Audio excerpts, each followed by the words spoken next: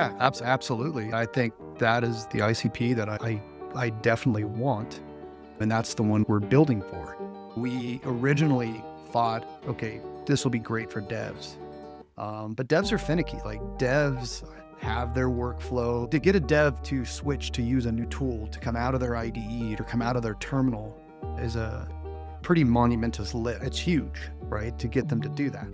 But when you've got folks that have ideas that don't have any ties to what tools they use, they just want to see it built. And I think more and more are coming to that place of, come on, I've heard all this hype about AI and agentic and it can do all these things and I've seen the magic. I want to feel the magic, so how am I going to do it? And they 100% are the ones that we're seeing are able to take that idea and actually build it and see it come to fruition.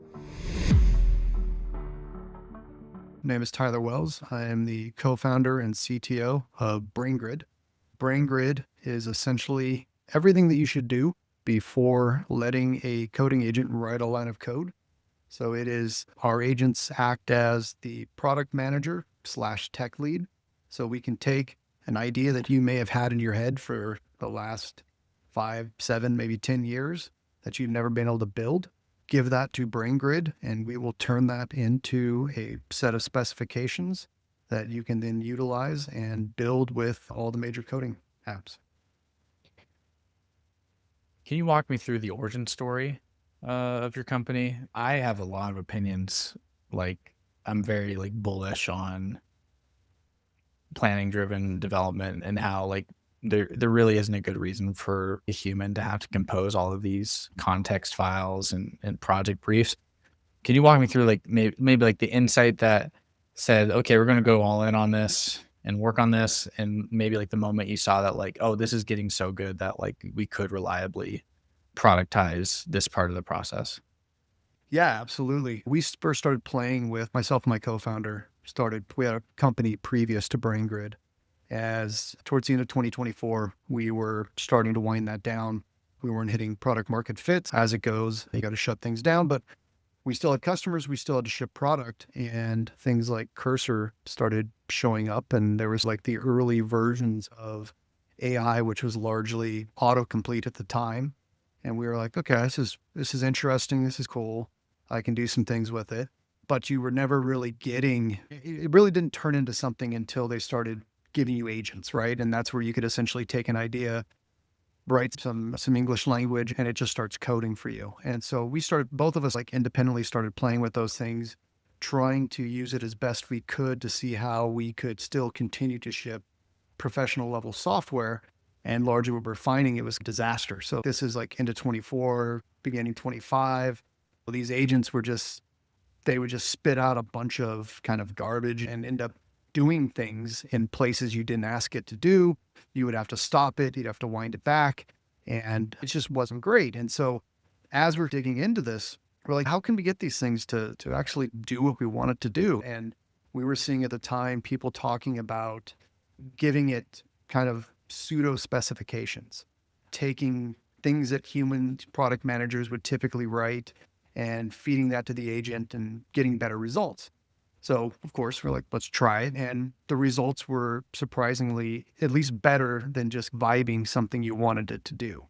And what we do is start with that idea and then actually use the models to start to refine it, to ask them to actually, okay, look at what I'm trying to do. Let's actually turn this into a specification that would make more sense for you, more AI ready as opposed to a human writing it, which ended up in an incredible amount of more detail, started thinking more through the problem that you're trying to solve or the feature you're trying to build. And then we started feeding that into the agents. And we're like, okay, now it's like leveling up and getting better. And it's not meandering off into some other path I didn't ask it to do.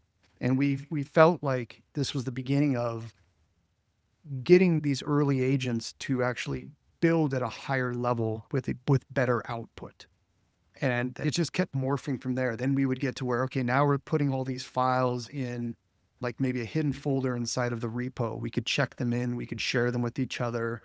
We could get the agents to actually go through a markdown checklist of the things that it's done. So it had like a pseudo task list, more or less. And we're like, if everybody else is running the same problems, like, why shouldn't we should just build something.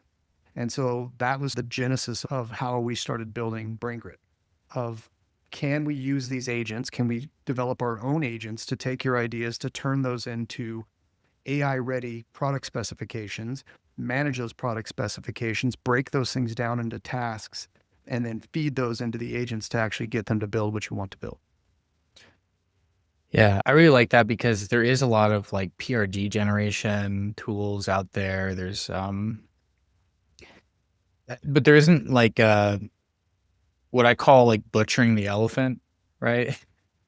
Where you okay, it's like you have an initiative, you have an epics underneath that initiative, and then like stories or task tickets.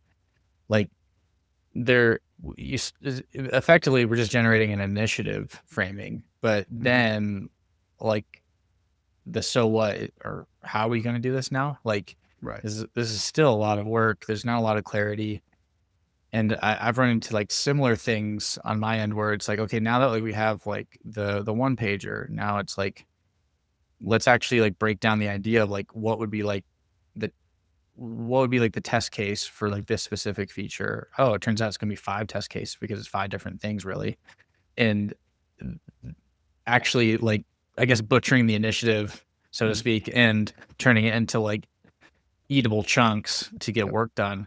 And I mean, like, yeah, technically, like anyone can like do that, but I haven't seen it done very well yet as of this recording. What, how did you approach the product design of like your like approach? Like, because it isn't just like effectively a bunch of Gemini gems that are like, just helping you fill out a template. Like, there's more to it from when I tested out the product. Like, what was kind of like the premise, the principles of product design going into this? Yeah. At the sort of the base of everything was context. So we wanted to be able to provide our agent, essentially our planning agent, context in terms of what it is that you're building, because obviously, more than likely, their training data is going to have no idea what your product is. They obviously can't reach into your head. So, first and foremost, is how do we ground that agent in as much relevant context as we can? And today, that context comes from code base analysis we can do against the repo. It comes from the tools that we give to that agent so it can actually reach into your repo, read code, read files when it needs to, look at things. That sort of sits at the base. And then the next stage of design is making it conversational. So playing that role, which traditionally would have been a product manager and a tech lead sitting in a room. Hey, we've got this feature we need to build. I've talked to customers. Maybe I've done some analysis, gone out and done interviews. Here's what I think this should look like. The tech lead starts asking questions and they spend hours, days going back and forth, asking the hard questions, thinking through the edge cases, and really rounding out what is this thing actually that we want to build. And the tech lead then comes in playing the role of where does that actually go in the code? Where does this actually fit in? What libraries can we use that already exist? What utilities can we use? What do we need to, how do we actually design this thing? And that's the way we thought about it was like, how do we eliminate that entire maybe week long effort or multi day effort of figuring out what it is you want to build and how to build it and put all of that into, compress it all into our agent so it can actually do all of that for you. So you're just going back and forth, talking to it, writing to it, providing additional context. You can drag, obviously, give it a file and say, hey, I want it to look like this, or maybe you have an outside specification, but it's pulling all of that together and then having that conversation with you to arrive at the specifications of what it is you want to build with a deep understanding of it. One of the interesting, like I just saw the email. One of the things I thought was like interesting compared to like other apps that like attempt to do this is that you actually made it easy to interface with like agentic like IDEs. I think there was like a Mhm. Claude Code integration, Yeah. right? Yeah. And so for me, it's like, okay, Linear does this very well too, where like you could actually mention an agent in the cloud once you want a task to be completed, and then the agent will like look at the ticket and like run like a well scoped dev. And I thought that was a very like shrewd like product move of like, okay, you got this browser based composition, context engine, um, and then but like the real like power I think behind any like LLM powered product is the orchestration layer. And what I mean by that for the listener is that like I got like a free year of like warp.dev and perplexity and but like I had the incorrect assumption that a lot of people have when they're looking at like non-Claude, non-Gemini, non-ChatGPT based software that they think, oh, it's just an LLM wrapper. And you could say, you could like on a diagram, their mental model is there's just a direct line like to whatever foundation model they're using. And like, that's not defensible. But and so I always thought like at the end of my free year of these products, I will just move back to Claude and do Claude Code again. And I have changed my mind. I'm like, no, actually, I'm going to keep using these tools because one, they're multimodal. They use all the models and they give you the best answer from all the models. There's an orchestration of like queries to like different models. Warp.dev auto reinforces itself with its own context documentation that you don't really need to see. Yeah. Like it makes like it like improves itself. Like with Claude Code, you have to do that yourself. You have to like program your agents to like do it. But like Warp, it's like for the little extra money and token burn, you get to do that. And I'm like, I don't care. It's like I don't want to like have to do all this setup, advanced settings. Like I could do it, but like if the tool does it for me, right? Like you could technically make a RAG repo yourself, but like how many like honestly, like how many like PMs? I'd say how many PMs are going to learn how to do that, and then how many tech leads are going to start doing more documentation without some help? Yeah, they're just not. And I mean, I think as tool builders, you always want to do more for the user, our users. We want to make it so they have to do less, that they're coming with an idea. In our case, they have that idea and they want to see that idea built. And so what can we do as a tool, as a platform to make that as easy and as painless as possible and get them the best quality out of that? And that's the viewpoint that we take as we've been building Braingrid. And we want someone to have this idea that they've never been able to build. And a lot of the people that come to us are not developers. They don't have a development background. They have some degree of being technical, or they have a lot of domain expertise. And they've potentially sat on these ideas for years because they've not had the capital, or they've not had the time, or they've not had the sort of notion of wanting to build a company around this. But now they can take that idea and actually see it come to life. And it's because of these tools doing more. Yeah, would you say that like your positioning, and I'll just kind of say like the whole like principle I'm talking about is like all product strategy is positioning and segmentation. Like everyone thinks it's the features. It's like no, it's like who are you serving segment, and then how are you gonna show up to that segment. Like what's your kind of persona as like a company, and does it resonate with that segment? And that informs your roadmap of like what kind of features you build. Will you say that you are maybe going for like a less traditional like market segment with this tool? Like it's the people that, or maybe it was like the RevOps person that like had ideas, but the product team wouldn't build it, or like yeah, okay, yeah, absolutely. I think that is the ICP that I definitely want, and that's the one we're building for. We originally thought, okay, this will be great for devs. But devs are finicky. Like devs have their workflow. They have the tools they like to use. They don't like to get a dev to switch to use a new tool, to come out of their IDE or come out of their terminal, is a pretty monumentous lift. It's huge, right? To get them to do that. But when you've got folks that have ideas that don't have any ties to what tools they use, they just want to see it built. And I think more and more are coming to that place of, come on, I've heard all this hype about AI and agentic, and it can do all these things, and I've seen the magic. I want to feel the magic. So how am I going to do it? And they 100% are the ones that we're seeing are able to take that idea and actually build it and see it come to fruition. We've got a customer that's been with us for quite a while that does not have a traditional development background at all. Yes, she's been in some startups, but not as a coder or developer. She's built an entire like Pilates studio management platform, literally from scratch, with full motion video. And some of the stuff she shows me is crazy. I'm like, you just had the idea and you're just off building it now. She's like, it just works. I can get it done. I plug it into Braingrid and it churns out the requirements to do it. And either I send that into Cursor or I send it into Claude Code and it does the implementation and it validates all the acceptance criteria for that requirement that came out of Braingrid and I ship it. Yeah. So, because the biggest opportunity with this software is like the challenge with software and like even just building things for tech people is pre AI, you could like reliably go to market with those people, with like PMs, designers, engineers. And that could be like realistic because there's really like two categories of like design decisions when designing a product, right? There's like things that can be solved algorithmically, which is why engineering was the biggest expense um, for a while.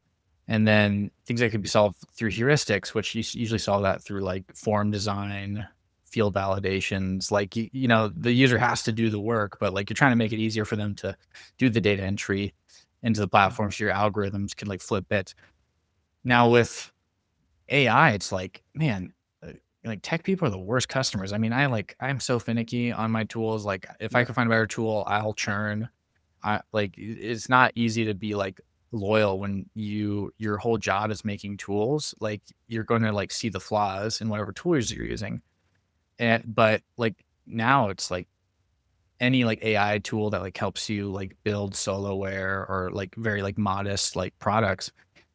The real opportunity is the people that like don't have that like eye for detail or taste or experience like building like technology products, but just want like a simple like CRM for their business, or like they don't know, like don't know, or probably don't even like want to like go through that like learning curve of learning like agile best practices and like That, MVPs and stuff. They just want to build it. And yeah. like the benefit of like these tools is like giving people, I guess, like the agency to try Yeah. out ideas that they want to try out without having to be experts in like develop SDLC lifecycle stuff.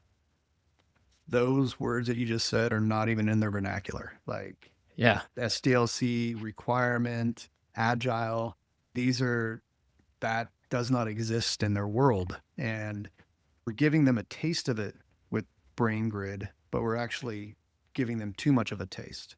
They they don't want to see how the sausage is made, right? They want to go the idea and they want to see that thing built. For them, it's like they're not going to think about, is this going to scale? And am I using the best framework? And should I use this other library? They don't care. Build it. Let me play with it. Let me validate my idea. I can think about all those things later on. And like any of those other, like taking everything that we've traditionally done, I've done for the last 25 plus years, I have to throw it out the window because most of these folks don't want to see it. You can slowly bring them into that world, but I think dropping them straight into it and saying, this is how this must be done, this is the flow, these are the tools, learn the terminal, learn Git, learn, it's too much. Yeah. I mean, I had, like, I talked to people about, getting to like a certain level of like performance, right? Like to get to like the top 1% of like any industry. And I wouldn't say I'm like up there, but I feel like I've done the work to be pretty good. I'm like, guys, before AI, you had to start a podcast and do it for 8 years and like not have really any hobbies and spend every waking moment learning how to like make better software, because you had to do that learning curve, understand, like develop a vocabulary of like how does React work? How does a financial statement work? Like you had to develop a vocabulary, then you had to like learn how to do Excel. And for me, it's just, that's what gives me dopamine. I like learning new things. It's fun, but it's exhausting and it's not really like a great way to like live a life, right? Like I think one of the funniest things I said is like the coolest thing about AI is I'm like reading like books now, not the audiobook. Like I'm actually like, sitting down and like reading books I find interesting because I have the time now I don't need to like take another course to like expand my competencies. I could just develop my vocabulary and know what good looks like. And then AI will fill in those knowledge and competency gaps as needed to get the job done, and I have time to just have like normal hobbies now because I'm Yeah. not like, like getting, I guess like the bar has definitely been raised, at least for tech people, but for just other folks, like the ability to just exercise agency and like just make a tool that like makes your life better without needing to become technical is, I think, a very fantastic advancement in human history in general. Yeah. Like, It's like there's never been a time like this. If you think about what it would take, just go back like 15 months, a little more, like these, you wouldn't be able to. You're not going to put that amount of time and that investment into, okay, I've got the idea, but now I've got to go learn to code. Okay, what language am I going to code in? How do I set up my development environment? How does all these, now you just got to think. You need the creativity. So like the human creativity never goes, has not been replaced yet. With the level of human creativity, ingenuity, and your ability to at least describe to some level of what it is you're trying to accomplish, these things are going to build it for you. yeah. And then it's just a matter of like token burn. What have you noticed about, so for example, it's like as of this recording, you go back 18 months, 18 months is officially like the air quotes, like back in the day. Like back in Yeah. my day, I had to do this analysis by hand. And we're still like, it's still like 5 a.m. in the world of AI, like very early, but like the advancements are so fast. And like usually in tech, like the first couple years, there's a lot of subsidizing to get people to try it out. So case in point, Figma Make, when I was using that to prototype, I didn't have any metered token usage. And I was just going to town. I'm like, this is great. All designers should be doing this. We should always just be making functional prototypes. Why do we need screens anymore? And then one day I get like an alert saying like, hey, if we were metering token usage, you would have run out by now.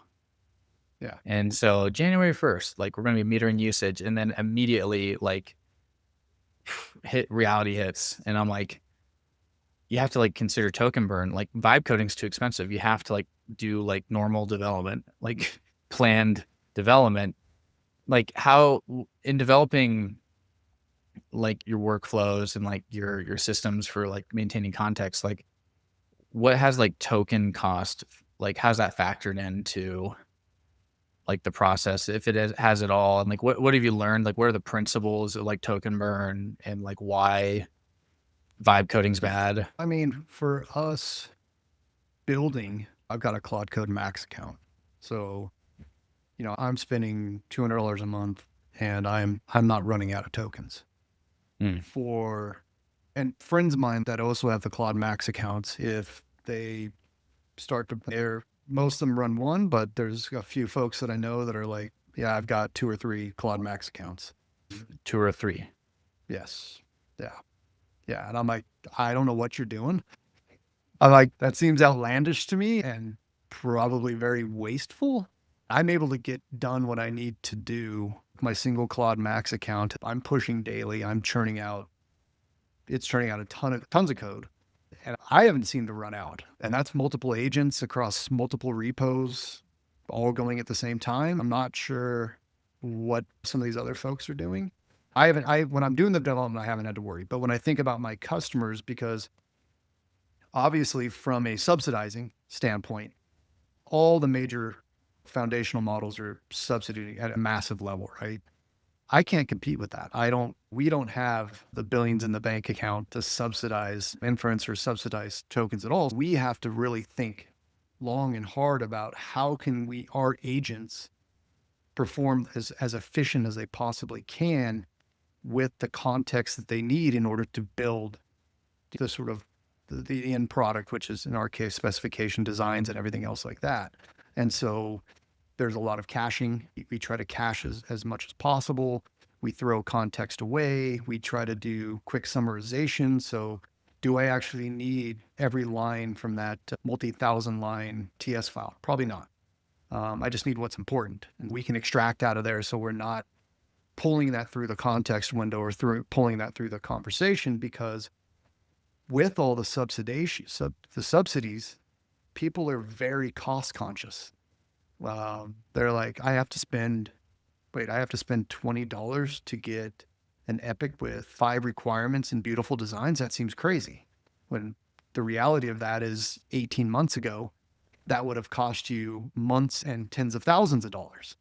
So it's definitely a tough sort of line that we have to straddle. We can't just throw everybody on Opus 4.6 Max. That costs a ton of money. We support it. If you want to pay for it, sure. How do we squeeze the most out of maybe the combination of the cheaper models, a Sonnet 4.6 and the occasional Opus 4.6 to provide the best value? Yeah, so it's you never thought about that, because this goes back to like my example of like just using Cloud Code in your native Mac terminal or using warp.dev. Mm-hmm. And I'm wondering if Warp probably does this, but like if you use Cloud Code and you don't know, and you're just like ranting context, redundant sentences, you're going to burn all of it. Like Cloud's not going to help you. It's not in their best interest. Anthropic's not going to like, try to like hide your context, right? It's going to go through every token. And I never thought like, oh, maybe you could have like orchestration, like agents to like actually just like filter it first. Yeah. If you enable their agent teams now and watch some of the things that they do, and I do feel like Claude Code in your terminal actually does a pretty good job and is pretty token efficient, it seems to be. Mm-hmm. But if you watch if you're spinning up swarms or having you do different things, it will delegate work to different models depending on what it's doing. Mm-hmm. So if it's trying to do a simple search or classification, you're going to see it pull up Haiku. Because you're not doing much. I don't need the thinking. I don't need everything from those larger models. Yeah, it's a yes or no. Yeah, it's classify this and be done with it. And so like you have to play that game of, hey, for certain workloads, I don't need a lot. There's no reason to do the token burn in a Opus 4.6 when I'm just doing a simple classification. Like just send that to 4.5 Haiku. If I'm doing something like have to deeply research, deeply think, or anything else like that, yeah, I'm going to probably use a better model so I can get better results and I can get it to take more turns and think about it a little bit more. One of the things we're seeing right now is the default model that our users are coming in with right now in the trials is Haiku 4.5. And then we're using Sonnet 4.6, and we do see slight differences between the designs that we produce between the two models. It's not that they're like hugely different, but the 4.5 just the Haiku just seems a little more muted, maybe not as clear. And then you get into the Sonnet 4.6 and up, and it's, oh, okay, that's a pretty sharp design. But it's enough. It gets you to where you can visualize what it is. You can get there, but it's like playing all those models against each other and having to manage the token burn is definitely important for our customers. It's something we have to do. So like the big lesson for me when you're trying to like use AI in your products, and it's like you're trying to solve like a heuristic based problem, right? Like this is like non-deterministic tasks that is usually like you're productizing a framework or something like that and making it so that you don't need expertise to like execute a heuristic, right? It's like you're selling like the shortcut, so to speak. Yep. And is that a big part of the product, like table stakes product strategy, is routing, like in order to control your costs as a business. I did read an article saying that like in the future, and I mean, it's already playing out. Amazon does all these big layoffs, and it had nothing to do with AI automating jobs. It was so they could like free up cash to buy inference, to buy like compute data centers. Atlassian just did that. That like the biggest cost now in SaaS is probably going to be like inference and compute moving forward. Like the cost, like the economics are going to change. If anything, it might make the pie bigger because they're going to still be hiring like a bunch of engineers and technical people. But that seems like to be the theme I'm hearing talking to a bunch of guests is it's like, you have to have like your cloud infrastructure, AWS set up. You need like a DevOps manager to manage AWS. There might need to be like a new engineering role around inference cost management moving forward. Yeah. But I feel like that's cost management has existed and should be present in once you get to a certain size of a company. I watched that play out in my time at Twilio. Like we were huge AWS users, and for a long time, like those costs were not managed well at all. It was like the insane amounts of money we were spending on logs that were never read and just some silly stuff. When they got that under control, it was just eye-opening of the kind of waste. But I think when it comes to the inference, it's going to be, you're going to probably have to watch that even more, because you can imagine, hey, I've spun up this agent. Whatever the agent does, let's just say it interacts with my end users. Every turn of that agent has got token cost, input tokens, output tokens, tool calls, all of those sort of things. If I make a mistake, or that agent sort of acts in a completely unbound manner, what does the infinite loop look like that for somebody? That potentially could kill a company if they're not careful. So yeah, I think having a handle on that it was one of the first things we did as we were setting up our own sort of like API keys and everything else like that, was like limits straight away, limits on everything. Must have, having seen these things run away at AWS, having dealt with Snowflake instances that were left running for a stupid amount of time, and you got a 10K over the weekend build that you didn't expect. It's like, yeah, you gotta pay attention to all those things. And Yeah, and who's going to manage that? It's all the hype, like product management thinkers of, oh, you could just start your own software company. You don't have to deal with those pesky engineers. And it's okay, who's gonna manage that? That's part of the whole like engineering, like steward, like responsibility. Like I remember seeing like it being in like a chat with a very good engineering team, like a Slack chat for like a deployment, and it felt like I was in a control center for a NASA space launch. Like everyone's doing like these like quick regression tests and then saying like good to go, all systems green. And I'm just like, my experience of shipping soloware is like back in the day, like run the FTP or something like, yeah, like there's just so much like craft and like responsibility and operations behind engineering. I'm like, I don't like, it's not getting rid of jobs, but it is like getting rid of excuses is what I've found. Yeah. Yeah, I think if you're a seasoned engineer or somebody that is very willing to learn, and now you've got at your fingertips, a $200 a month max account and the willingness to operate fleets of agents, you can do a lot of this stuff. And then, okay, now I've got an agent managing my cost. What's watching that? Like those agents watching the agents, or whatever sort of like sci-fi idea you can come up with. But these things aren't going to go away, right? So you're going to see it plugged into more and doing more and more. And yes, the companies like us and myself that we don't have 100 million in the bank, we've got to watch all of that stuff. And we do. And it starts with sane limits. Get a notification that shit, my limit's at 5,000 a month and I'm at 2,000 and I'm only 5 days in. Okay, we might have a problem. What's going on? And you got to look at all that stuff.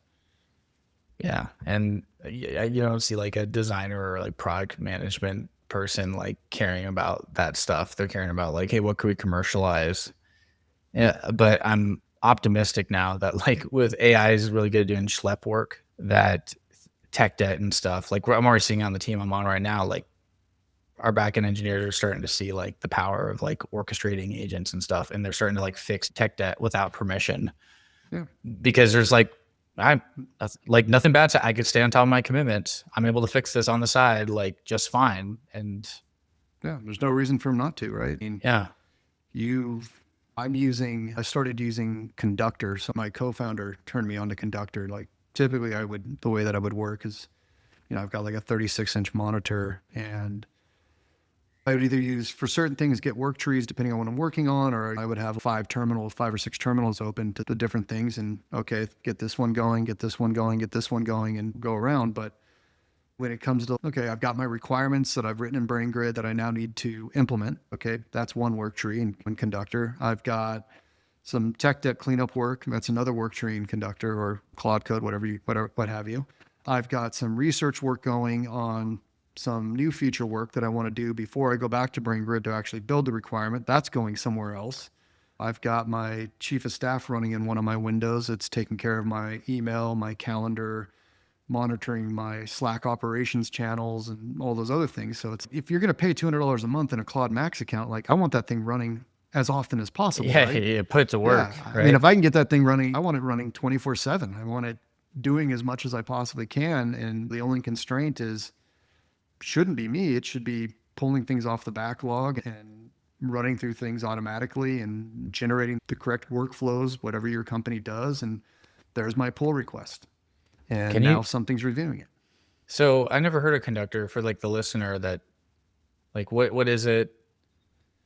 Yeah. So Conductor is a desktop app who want to say, I think I remember the guys talking about, they built it in Rust, and it essentially orchestrates or sits on top of Claude Code or Codex, whichever one you want to use. And you hook up a repo to it. And with a single button, it will create a work tree off of whatever base repo you're working on.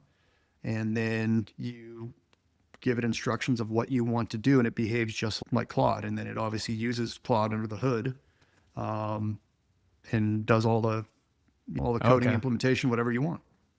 Okay. So it's like opens up the terminal windows and No, it gives. doesn't even. You Oh, don't even have yeah. to. You don't even, doesn't even open the terminal. It's just all within Conductor. Oh. And so on the left-hand side, you've got your repo and then your work trees.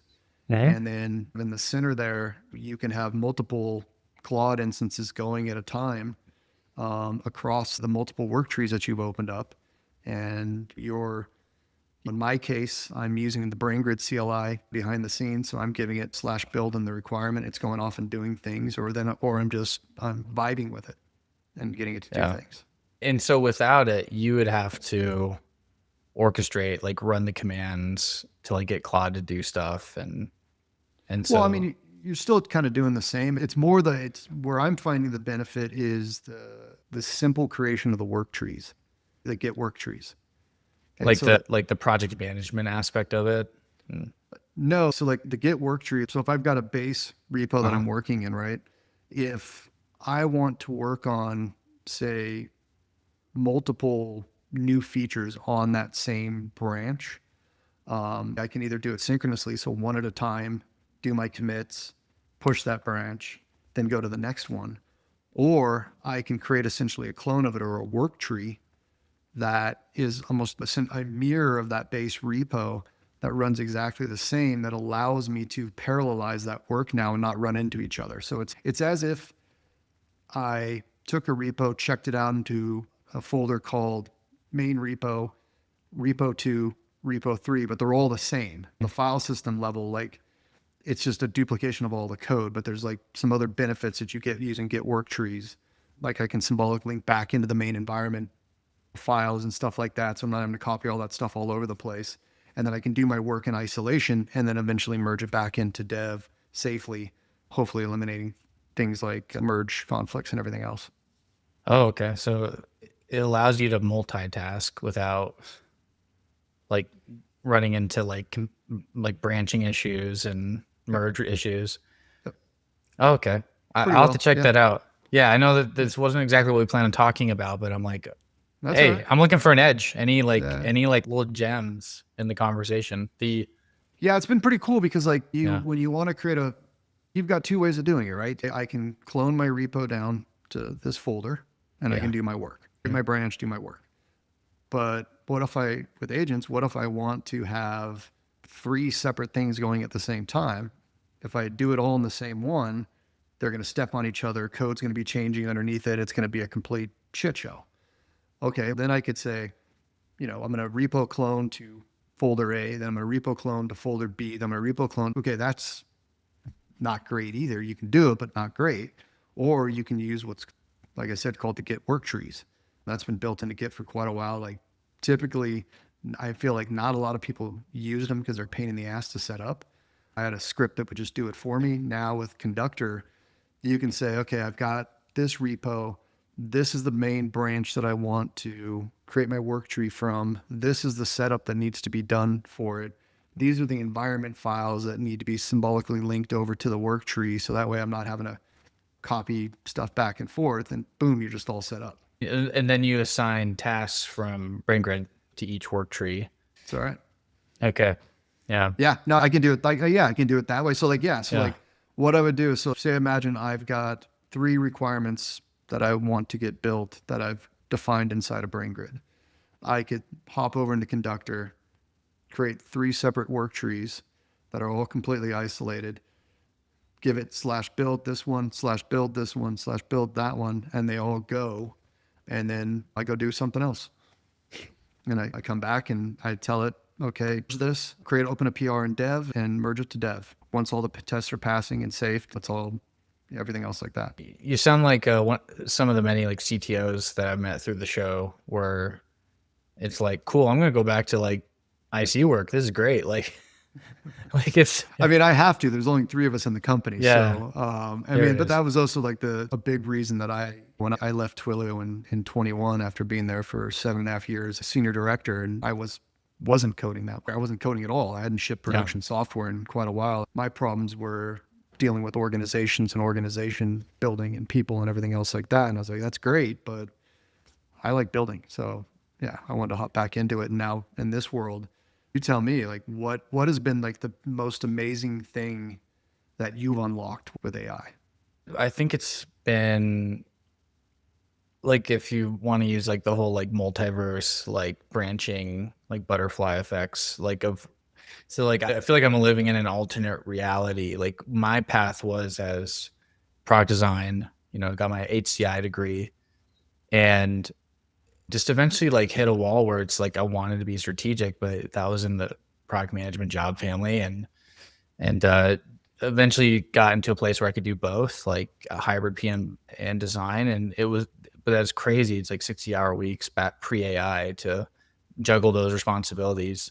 Like it gets to a point where you're choosing to like, you're going to have to do a bad job on one or the other. And eventually the CTO I was reporting to asked me to just go full-time PM, because I was a very reluctant PM, but I'm like, I guess this is just how it's going. Like I like, this is how I could like help designers, engineers like do a better job, like with someone that understands business and like how things get built without like wasting time. And that was going to be me like moving forward. And then Sonnet 3.5 came out, and then I was like prototyping on my bets and like testing them with customers, before handing it off to my designer and being like, cool, these requirements are bulletproof. Like I created a prototype and tested it.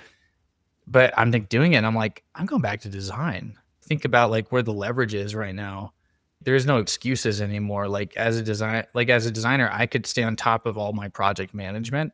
I don't need a babysitter anymore. Like you could actually just do creative work now. That was like the coolest thing, is like, I guess just going back to like the making aspect of it, because what is like a lot of project management is just like memos and drudgery and stuff. And you can automate that with AI. Like, Yeah, absolutely. And so, yeah, it's like, it gave you that unlock to get back to the creative side of the house, which sounds like that's what you love. yeah. And then like using just tools to like, I have noticed also like you don't have to burn calories starting from zero. And so like, Braingrid, our tool, like our workflow similar to Braingrid in my case, like just give a vague idea to like one agent that like its whole job is to like, ask you the hard questions. And then you take that output, put into another agent to like refine it even more and more. And then so like you're not burning the calories running frameworks. You could just have it run the framework and then see the output and like adjust your thinking, do another iteration, another one. Like the biggest thing for me is like, man, this job got really fun again. Like, Yeah. 1,000%. Yeah. Have you ever heard the saying, like, everything's an experiment? Yeah. Where if you're living that ethos, think of the unlock AI gives us to just experiment continuously, right? Like, All right, I've got this idea. Okay, experiment. There it is. Let's go. Test it. Get it out there. How fast can you do that? I'm seeing people that are, again, non-devs writing about, hey, I had this idea. I'm not a dev, but, started on Friday night. By Sunday, I was giving friends the URL so they could actually use it. It's just, it's like just unprecedented how quickly we can all rapidly create and iterate and just do that cheaply. That doesn't require a massive dev team, doesn't require weeks and hours of planning. It's just think it, build it, ship it. What do we got? Yeah. How's it work?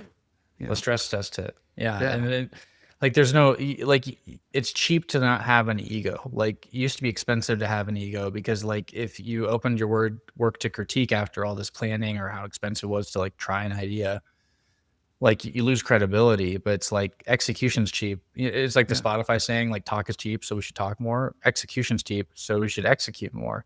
Like, why should we, like, talk? Like, it's actually more expensive to talk about the thing rather than just make a demo, see it in, like, real life and be like, oh, actually that is a bad idea. Okay, cool. On to the next one. I think it's way more expensive now to talk about it, right? Yeah. Think of two, let's just say Silicon Valley engineers and a PM sitting in a room discussing what they want. That's an expensive burn where the PM could just sat there with hey, I've got this idea. Let me just go prototype it. Boom. Oh, no, that doesn't quite work. Okay, let me fix it. Oh, okay, there it is. Great. Cool. Now it's go and, like, show it. Yeah, and then go show it to the team, and then the team says that's a bad idea. Okay, let me try again. All right, team, what do you think about this one? Okay, cool. Yeah, that's directionally better. Okay, and you're, like, actually going through a real design process, which is, like, there is no way to be a good designer besides just doing the iterative work and, like, just doing the cycles.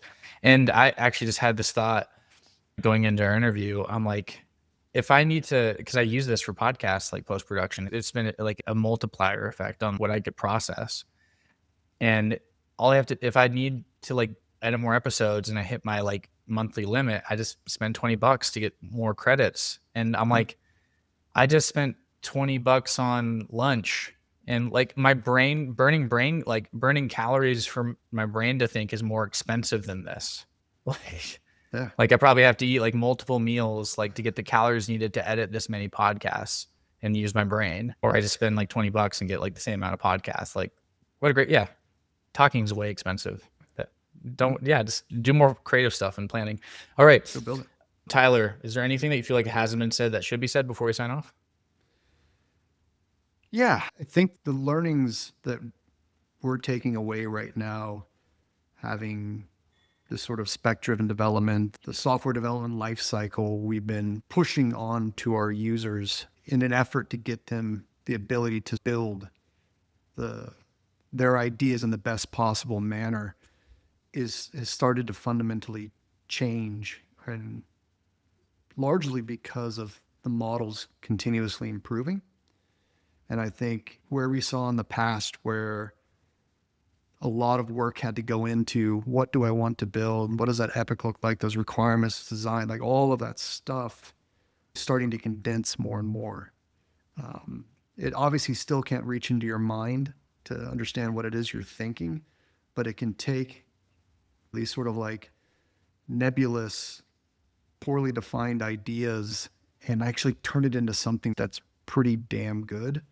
And it's like, I'm excited over the next number of months to see how, even for our customers, how we just simplify more and more to get them to working software.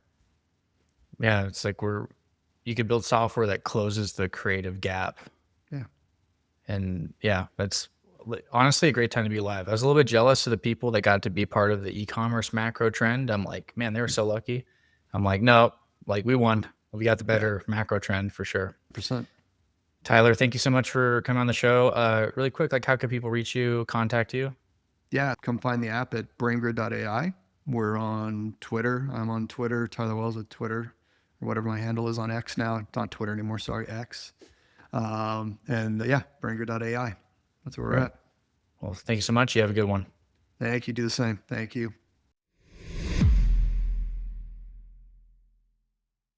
Hey, listener, thanks again for listening to The Way of Product. As we power down today's session on the fusion of creativity and technology, Let's solidify the energy you've gotten from our dialogue today. If you've gleaned insights or strategies that could turbocharge your projects, I have a small but powerful ask. Swing by the platform where you're hearing this and leave a review. Think of it as your digital high five to us. It's a fuel that propels this content to more creative technologists like you, amplifying the impact of the shared knowledge. So until our next interview, keep pioneering and pushing the envelope. Thanks again for lending your ears and your imagination to our community. Catch you on the next download.